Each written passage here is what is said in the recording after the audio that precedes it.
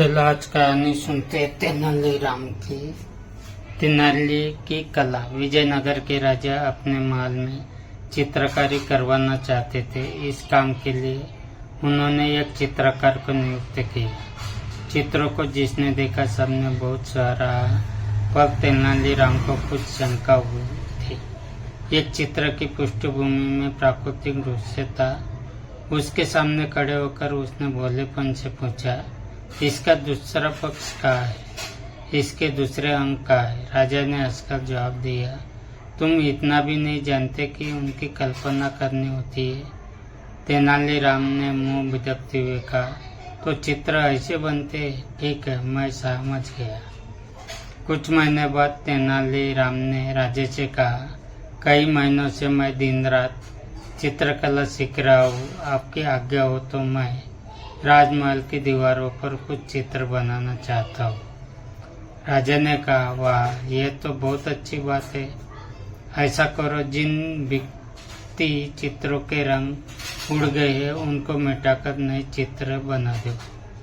तेनालीराम ने पुराने चित्रों पर सफेदी पोती और उनकी जगह अपने नए चित्र बना दिए। उसने एक पाँव यहाँ बनाया, एक आँख वहाँ बनाई और एक उंगली कहीं और शरीर के भिन्न भिन्न अंगों के चित्रों से उसने दीवारों को भर दिया। चित्रकारी के बाद राजा को उसकी कला देखने के लिए निमंत्रित किया। महल की दीवारों पर असंबद्ध अंगों के चित्र देख राजा को बहुत निराशा हुई। राजा ने पूछा, ये तुमने क्या किया? तस्वीरें कहाँ है? तेनालीराम ने कहा, चित्रों में बाकी चीजों की कल्पना करनी पड़ती है। आपने मेरे सबसे अच्छा चित्र तो अभी देखा ही नहीं। एक कहकर वह राजा को एक खाली दीवार के पास ले गया जिस पर कुछ हरी पीली लकीरें बनी थी। यह क्या है? राजा ने चिढ़कर पूछा।